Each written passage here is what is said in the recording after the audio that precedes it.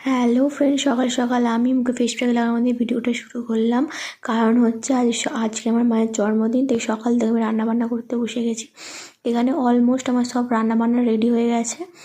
তো দেখতেই পাচ্ছ সব সাজানো কমপ্লিট। আর এখানে আমি ছানার পায়েস তুলছি, আর এটা খেতে আমার মা প্রচণ্ড ভালোবাসে, তাই এটা আমি করেছি জন্মদিনে, তো তার স্পেশাল রান্না বান্না করতেই হবে। আর এটা হচ্ছে চালতার আমড়ার একটা টক, এটাও আমার খেতে খুবই ভালোবাসে। আর আমার কাছে আমার বাবার কিংবা আমার মায়ের জন্মদিন খুবই স্পেশাল, নিজের জন্মদিন বাদ দিয়ে। আর এখানে হচ্ছে আমি মাকে যে কোনো দুধের জিনিস একটা খাইয়ে দিই, খাইয়ে নমস্কার করি, এটা আমার কাছে খুবই ভালো লাগে, খুবই শান্তির জায়গা লাগে।